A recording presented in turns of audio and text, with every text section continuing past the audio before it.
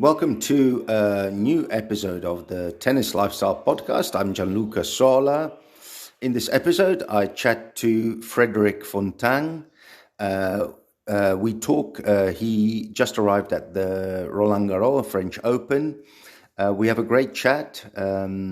Frederic is the coach to Felix Auger-Aliassime, and he was also a professional ATP player, reaching a career high of number 59. After that, he went into coaching, and he coached many top players, including Jeremy Chardy, Pospisil, and Caroline Garcia. As I said, currently he's coaching Felix Auger-Aliassime, and they have just brought on to in the team also Tony Nadal, which is pretty amazing. So they're working with Tony Nadal, and we talk about his collaboration as well.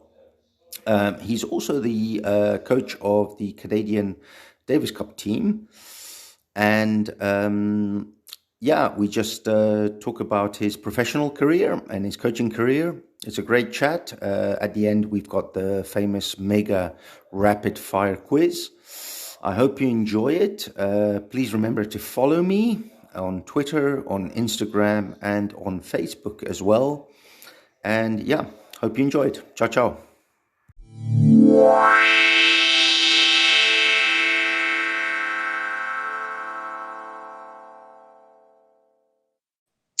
Hello, Frederic. Hi, Gianluca. Hello, can you hear me well? Yeah, I can hear you perfectly. Oh, fantastic. Thank you very much for coming on the podcast. Really appreciate it. It seems like you've had... Sorry for the delay, but we had a flight, and then the transportation was very long, and finally they were not able to test us at their arrival at the hotel, so it took a little bit of time. Okay, it's not a problem. It sounds like you've had quite a crazy day. Where did you fly from? Where were you this morning? Yeah, it was supposed to be easy because we were flying from Monaco, from Nice airport to Paris, but we had some delays, and there was a lot of traffic between the Orly airport to the Pullman Hotel. We are in the Pullman Hotel for Roland Garros. So. Okay. Is that the hotel that has that beautiful view of the Eiffel Tower? Exactly. Yeah, exactly.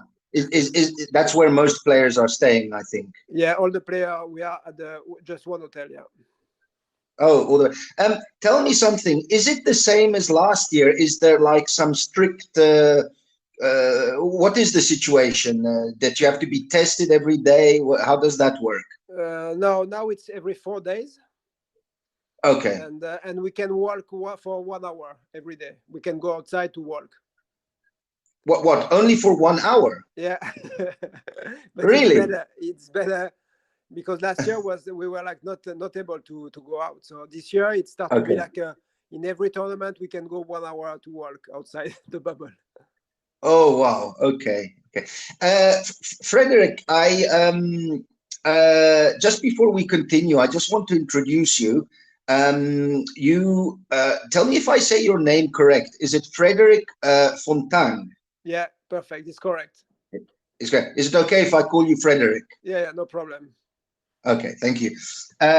Frederic is the coach of Felix Auger-Aliassime, which I'm sure everybody knows.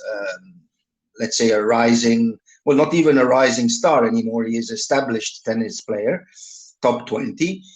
You have worked for Tennis Canada and coached the Davis Cup team of Canada as well. You have worked with Vasek Pospisil for about 4 years. And in this time, he achieved an ATP high ranking of 25 and 4 in doubles. And you've also worked with Jeremy Chardy and Caroline Garcia.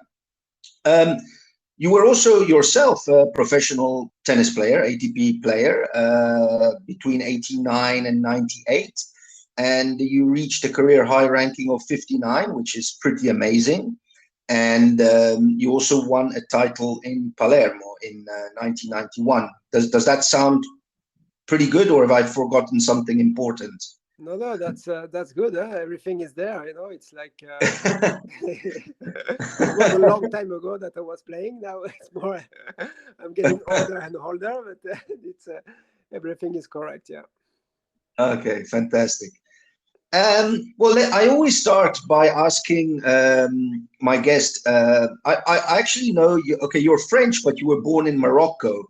When did you start with tennis? How did your journey start? Yeah, I mean, I was born in Casablanca in Morocco because my parents were French and working there for 10 years.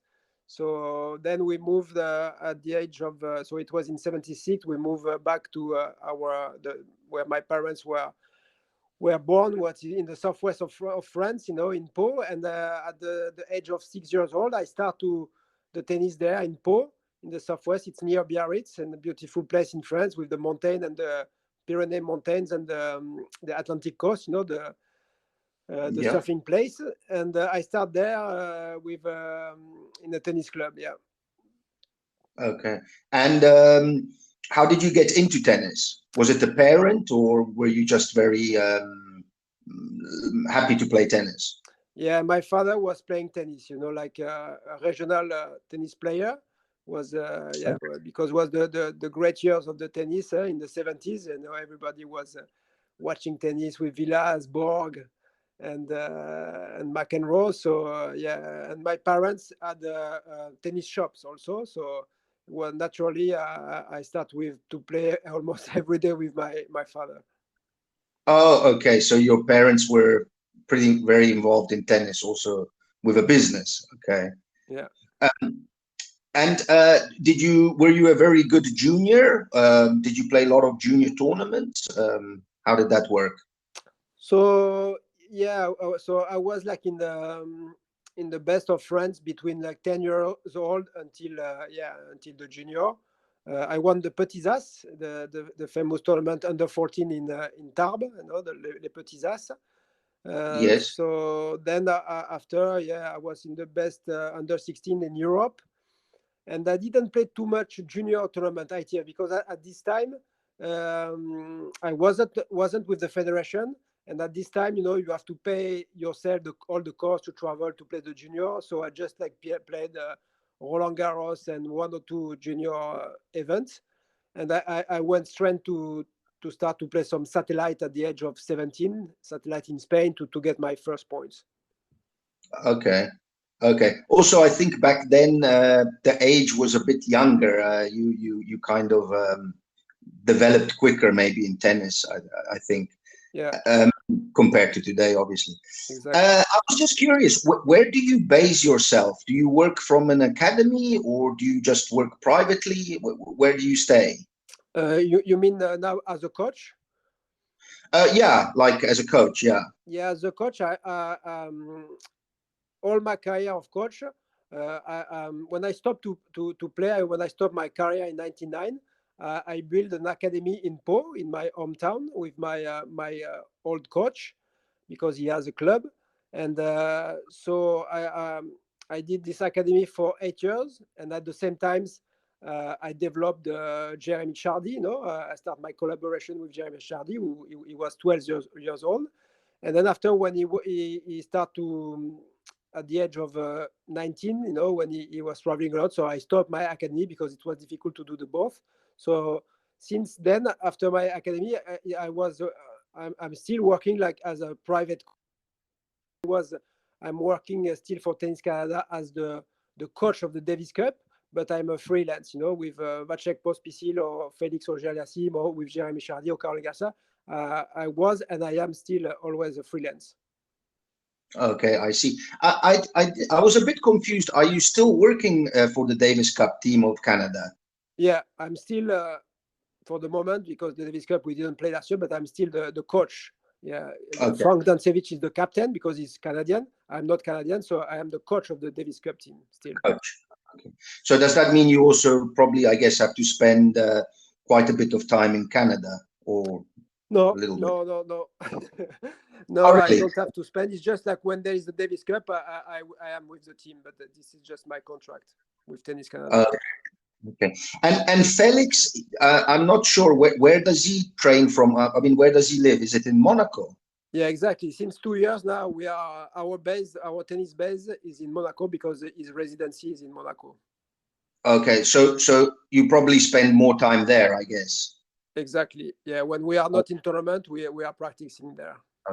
It seems to be the place where a lot of the youngsters, but also the older ones like Wawrinka, etc., Djokovic, but a lot of the youngsters are also moving there. It's seems to be the place to be for the professionals. Yeah, I mean, it's very convenient because you are in Europe, and almost of the tournaments, are like in Europe or close to Europe.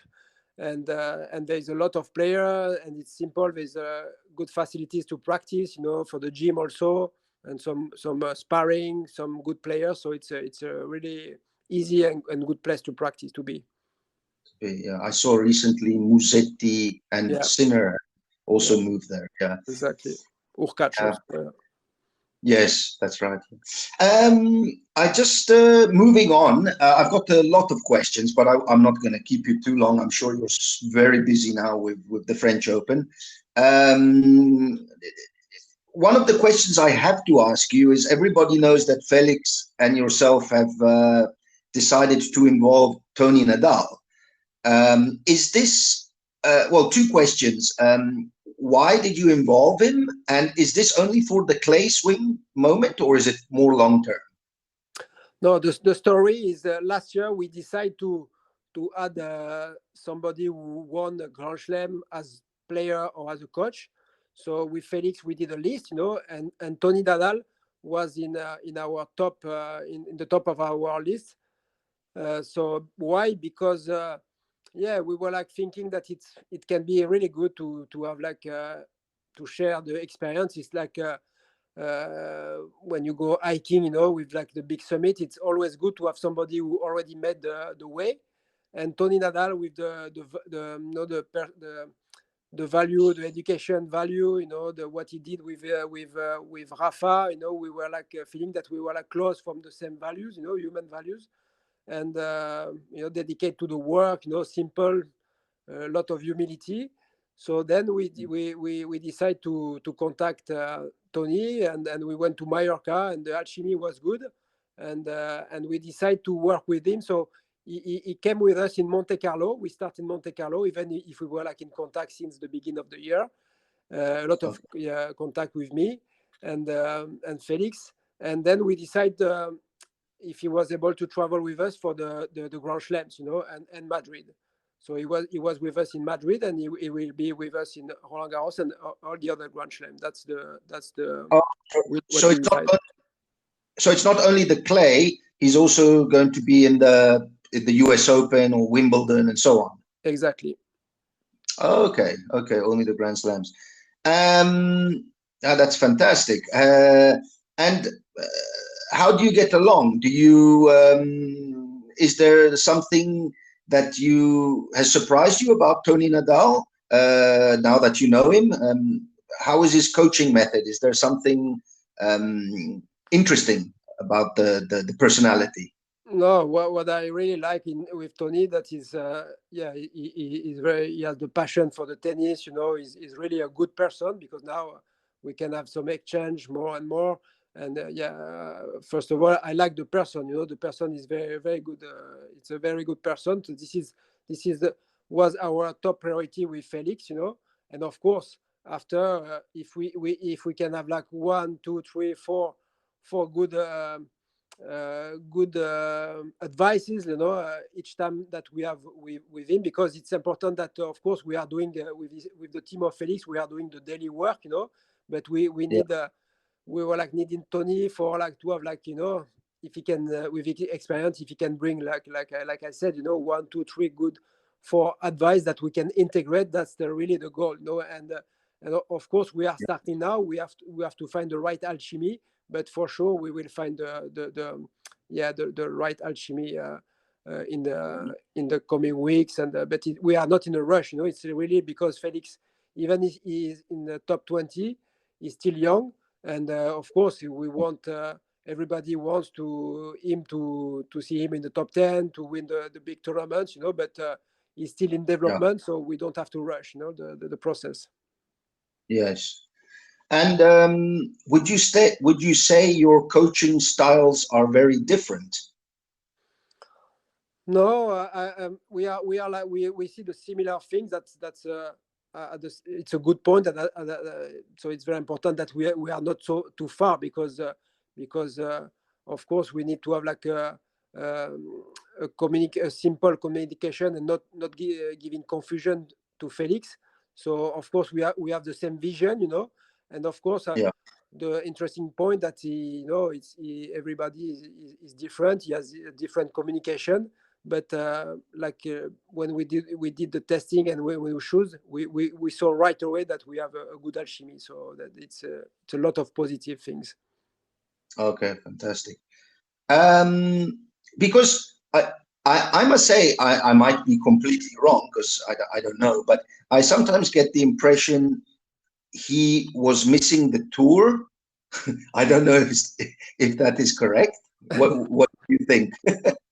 Honestly, I don't know, because we just start the collaboration, and it's maybe it's more like a personal question for him. You know, the important point is like I can see that he's like fully involved with us. You know, with Felix, and of course, I think that he's passionate about the tennis. You know, he loves the competition. So of course, at one point when you love the competition, you are missing the the competition. So maybe that's why he wanted to do a new challenge with a good player who had the potential to win the big tournaments. Yes. Next question. Don't get me wrong here. I'm not trying to criticize, because somebody of Felix's age, what he's achieved is incredible. I mean, and he's still got so many years ahead of him. But would you say it's correct maybe that one of the things he's lacking is that he gets very far in tournaments, but just is missing that final match or final stage to win a tournament? As I said, it's not that being critical at all. I mean, somebody like him is doing amazing. Is that maybe also why having a winning mentality like I'm not saying you don't get me wrong, like Nadal, like Tony Nadal, maybe that would help him? Or am I just talking nonsense here? No, it's this is the reality, you know. But the reality is like Felix and his team, we want him to be better every day, every week. And of course, the reality is like for the moment, the next step is to go to the top 10. The next step is to win, of course, the first tournament, you know. And of course, we prefer, and he prefers to start with a big one. But but in the process, to add like somebody like Tony Nadal, like a lot of players and a lot of teams are doing that now, because it's like the sport is very like competitive now. The tennis, you can see that when you play, except maybe, you know, for Nadal, Djokovic, but sometimes they have like tough match, you know, even so with some players out of the top 10. You can see that every match now is difficult to win, you know. When you play a player in the top 100, the competition is very hard. So that's why it's very important when the player have the possibility to have like some a larger team, then you do it, because it's very important to stimulate the player, but to also to stimulate the team inside. No, like we have like also two physio, one physio who's traveling a lot, and another one who can manage sometimes different area of the body of Felix. You know, we take some advice with like different fitness coach. You know, so this is the normal process, I think, because the competition is so hard. You know, it's like in Formula One, they have like a performance consultant, they have like the manager. There's a when you have the possibility to do it with the money, then of course you do it. You know, you do it because the margins are very small. Yeah. One last question on Nadal, then I'll leave it, I swear. But this is quite of a cheeky question. Let's say 2 weeks from now, Felix advances to the quarterfinals in Roland Garros, and he has to play Nadal. What advice will you or Tony give him? No, that it's good because we already talked about that. But if Felix will play Rafa Nadal, he won't be in our box. We already talked about that. But anyway, Tony will be happy in the both way. If Felix will win or if Rafa win, everybody will be happy in the both way. Let me ask you the question again. What advice will you give to Felix, and what advice will Tony give him? I don't know. I know because we already played the Rafa in 2019 in the second round in Madrid in the center court. Okay. And Felix lost, I think, if I remember well, it was 6-3, 6-4, or something like that.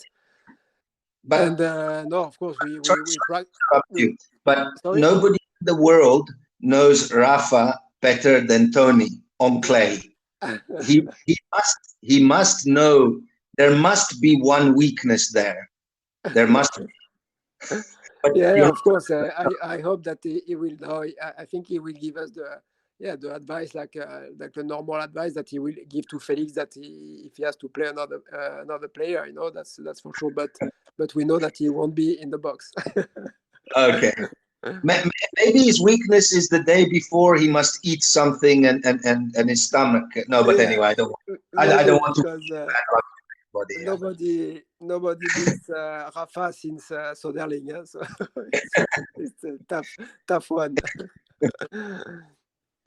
Just another question. Okay, I've stopped now with Rafa.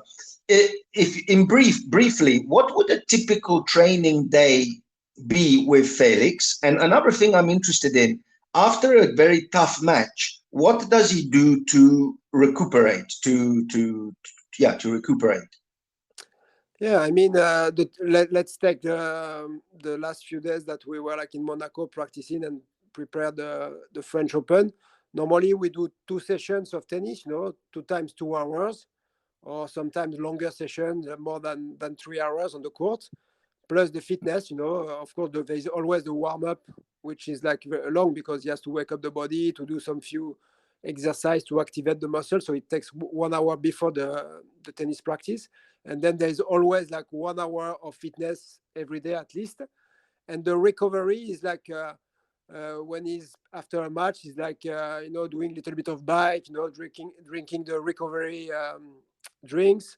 And also he spent at least 45 minutes with his physio, stretching and fix the area that has to be fixed. It's and also it's when we are in practice mode, there is always a physio with him, and we are working on his body in prevention of injury prevention, which is a very important part. Okay, very interesting. Just jumping on with your involvement with Tennis Canada, Canada has got a very, very extremely strong team now. Have you worked with all of the guys? I know you've worked with Pospisil, obviously, and with Shapovalov and Raonic. Have you worked with them as well? No, I just in Davis Cup, which I'm not working. When you are Davis Cup coach, you are just helping to make the player just they have to do what they have to do, with their coach.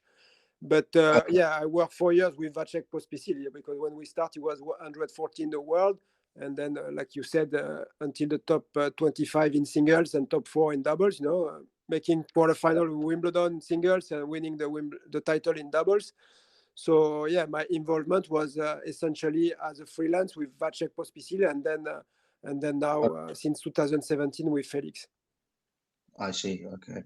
And it's a bit off topic, but it could be a very, very long discussion, but you don't have to. But do you agree with the Pospisil Djokovic starting their own players organization, or do you prefer not to talk about that? I mean, my opinion about that is of course, that we have to recognize that the ATP Tour, because I was a player, in the 90s, So ATP Tour, they were really did a good job, since more than 30 years now. They improve the tour a lot. You know, there is more prize money for the player, the condition, everything. We have to be positive about that, you know, because in the late 80s, you know, it was not the same. That the tour is much better now.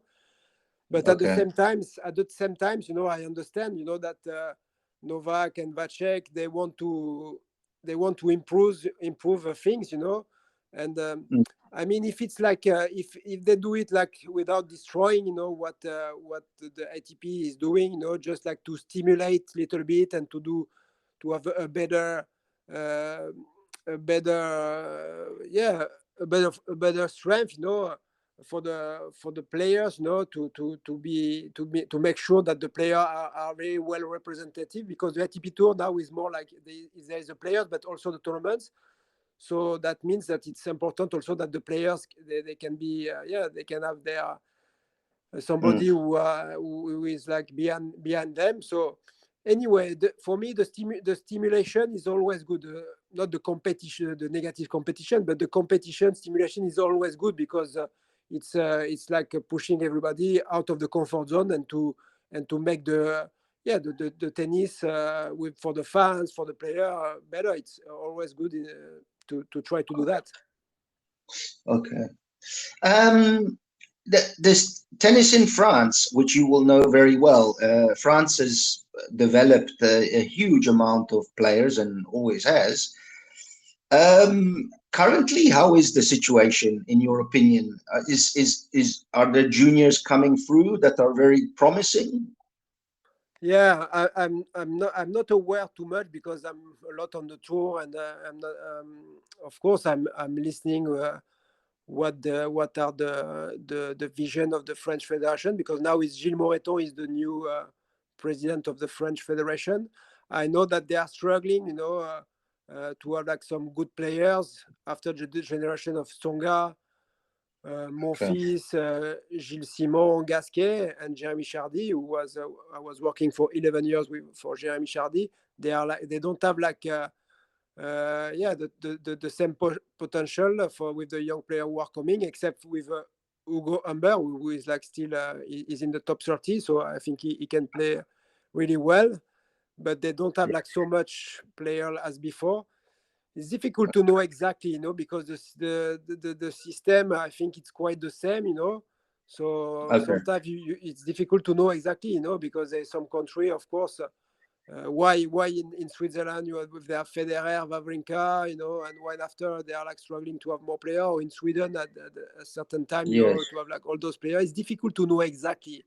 I just know that the France, with they have a lot of money with Roland Garros, so I know that they of course the system is very good. You know, they are still very active with the development of the players. But I will say that it will come for sure, because I can see that there is like some good players that they played well in the junior like 2 years ago. You know, Arthur Cazot. You know. He won one match in Geneva, you know, in the tour. So there are like few coming. So I don't think, of course, now we can see in Italy why, you know, like a lot of players now. Why, of course, I think the federation, they did a lot of positive things, that for sure. But it's difficult always to know exactly what are the parameters, you know. The reasons. Okay. Yeah. Just the final one. Have you got any exciting future projects, or maybe players that you would like to work with? I mean, now I'm completely 100% focused with Felix. Okay. With Felix, which is you know, to do the thing. For me, my philosophy is like when you want to do something well, you have to focus just on one thing, you know. And I have 2 kids, you know, one wife. So and of course they are older now. That's why I can really focus and travel a lot with Felix. But my 100% focus is on Felix now. Okay, I see. And I'm very curious. You are in Paris, and you will soon start playing the Roland Garros next week. What do you do when you have 1 hour outside to practice? 1 hour is not much. So what do you plan doing? For me, you mean myself? Well, no, I imagine that hour you will spend it with Felix. Am I correct? Yeah. Yeah. So, but what can you do in an hour? Do you just practice hitting the ball or serves, or is there? For example, when you are close from the competition, Yeah. it's there is two kind of practice, that two kind of session. It's important to play just some points, to stay close, from the game, and we do like sometimes some short session to keep the precision, on the serve, on the shots, like really tactical precision sessions. That's what we are doing. Okay, because in 1 hour that does not give you a lot of time. Yeah, but now it's easy. We can have like more than 1 hour. When we are in tournaments, sometimes we can have 2 sessions of 1 hour, or 2 sessions of 1 hour and a half. So we alternate points and precision sessions. Okay. And do you still get in the court and are you still play well? Do you give him a tough time? No, it's very rare that now I play with Felix, because there is a lot of sparring in the tournament. Yeah. So that's good. But in Rome, twice, I played with him. If I don't have to move, it's okay. I'm not missing the ball still. Okay. Okay, Frederic, I usually finish with this mega rapid fire quiz. I will give you. I've got a lot of questions. You can be very, very short, or if you want to elaborate, you can elaborate. Okay. Are you ready? I'm ready. Okay. What is your first memory of tennis? So my first big memory in tennis is when I won les Petits As, which is a kind of a world champion under 14. Okay. If somebody has never seen you play, define what type of player you are. Very solid backhand, no mistake. You're a clay player, clay court, exactly. am I right? Yeah, clay court player. If you have to take a professional, a current one, who resembles your game the most? I will say, close from a current tennis player. It's more like when Gilles Simon was playing, because I'm kind of timing, solid from the baseline. Yeah. Okay. Your best shot was the backhand. Okay. Current favorite male or female player? I like Barty. I like the game of Barty, because she's mixing a lot, doing some. It's very nice to watch. Nice to watch. Yeah. You will like this one. List the big three: Federer, Nadal, Djokovic, from your favorite to your least favorite. Sorry, can you repeat that? You must list them from your favorite to your least favorite. Yeah. Okay. In terms of personality, Nadal, Federer, Djokovic. Okay. In terms of game, it's more. If we take the game, Federer, Nadal, Djokovic. Okay, very interesting. What is the best tournament in the world? The best, Wimbledon. What strings and tensions do you use? I don't know what it is so far. I think I was stringing around 24, but at this time, I don't. Honestly, I don't remember the name of my strings. It's too far. Do you have a favorite all-time racket? Yeah, I like when I was playing my best. I was playing with Dunlop. Dunlop, okay. Is there a tennis club or court that is the best that you have seen or been to? Roma. For me, Roma is my favorite. Roma is my favorite place to play tennis. With the statue, the historical. Yeah, it's nice. Oh, okay. Yeah, it's very beautiful. What is the most amazing tennis experience you have ever had? Yeah, of course.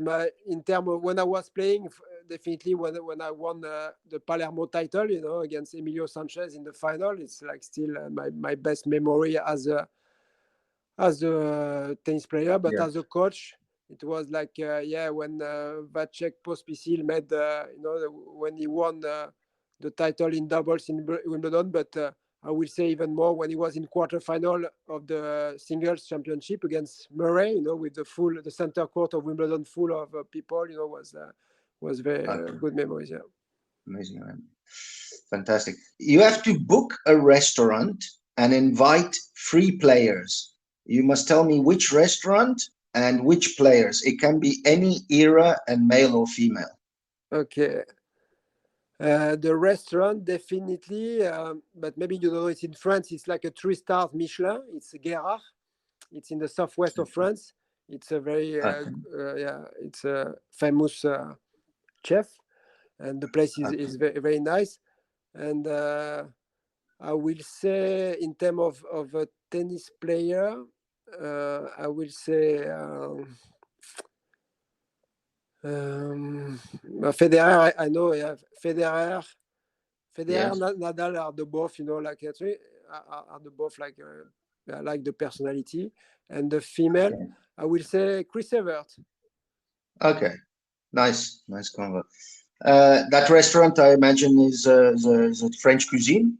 Yeah, French cuisine. Yeah. From the south. Okay. Yeah. Do you like cooking? Not especially. I like to prepare like the salad. I open I do the vegetables. I put the olive oil. Your favorite food?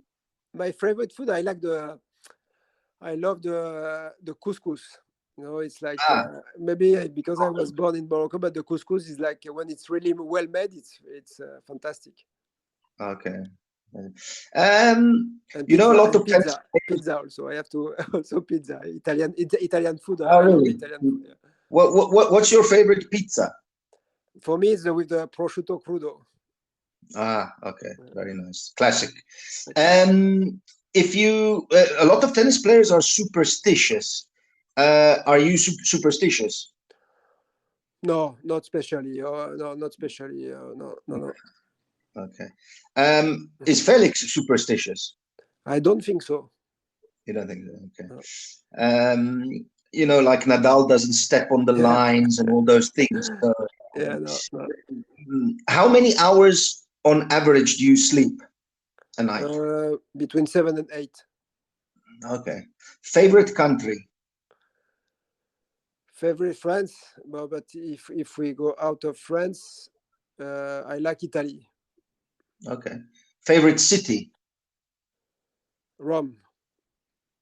That's mine too. Very good. Is tennis the most difficult sport in the world? Yeah, in terms of the quality that you need to have to compete at the highest level, for me, the tennis you need to have the endurance, the coordination, explosiveness, the mental toughness, because it's a fight. Even if you don't give the shots like in the boxing, but for me, the tennis is you have to be at high level of technique. For me, the tennis is the most difficult. Not in terms of like it's not painful like the boxing, because boxing I think it's the first with the pain, because when you receive a shot, it's painful. But the tennis is like for me, it's like similar. It's a fight between 2 players, without the pain, but you have the psychological pain, and so it's for me, it's the tennis is the most difficult. Okay. If you were not involved in tennis, what would you be doing right now? Right now,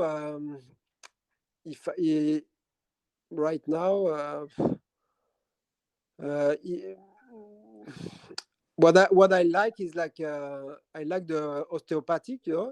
If I had to choose like to do another, I don't have the competence, but if I have to come back in the years and not being able to work in the tennis, I will I like to. I don't know if osteopathic, you know what I mean. It's like osteopath. It's like that's the kind of like fixing the body. Understanding the body and healing the body. Okay. Like that. Yeah. Okay. In 2050, so more or less 30 years from now, how will tennis look like? I will say, I mean, I think there is big chance that we are going to change the rules, because of course, like, everybody is talking about like, how can we adapt to keep the fans, because what we know now that's the young fans, they are not able to stay too long in the front of the TV or to watch a show like longer than 1 hour.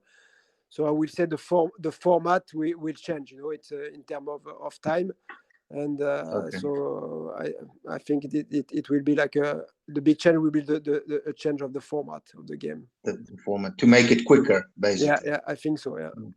More entertaining. Yeah. I'm going to give you. You have to build your perfect player.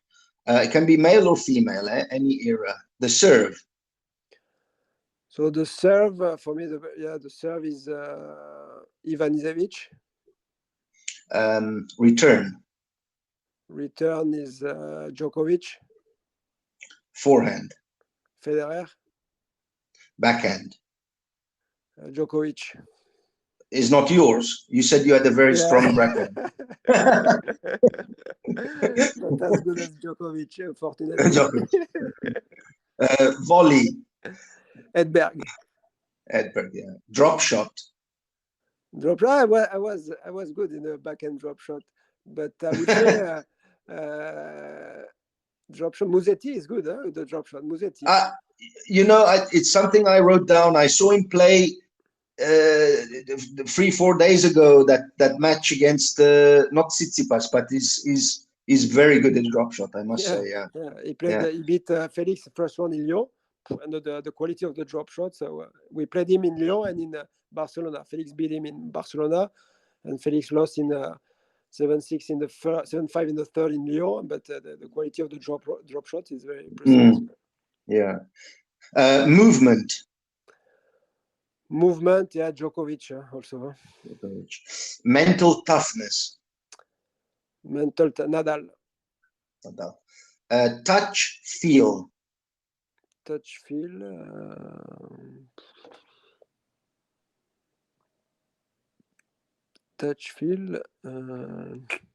No, I don't have anybody like Santoro. I will say, but he's Santoro. Santoro. Yeah. Have you ever played against Santoro? You have. Yeah, a lot. Yeah. A lot. How is it playing against him? Is it very tricky? Yeah, he was mixing a lot, very good touch. Yeah. It was like Okay. unpredictable player. Yeah. And last one, presence aura. Don't know if you understand that aura, presence. Presence aura. Presence aura. I will say that Stefan Edberg for me was like this kind of a player that with like. Not like I like this kind of personality, Stefan Edberg for me was the one. Okay, fantastic. Frederic, I really enjoyed it. We are about 40 minutes, so I don't want to keep you longer, and I wish you all the best. I hope you do very well with Felix at Roland Garros and for the rest of the year, but I always end the interview with this question. Ask yourself a question and answer it. I will say like, Felix will win a Grand Slam in the next couple of years. To keep going and trying to be every day a better player. That's the question I have in mind. Okay, fantastic. Okay, well, it was great to speak to you. I hope to maybe speak to you again in a few years when Felix has won a Grand Slam. Or maybe sooner. It will be perfect. Thank you, Gianluca. Thank you. Okay, thank you for your time. Have a great day. Bye-bye. Okay. Bye-bye. Ciao, ciao. Ciao.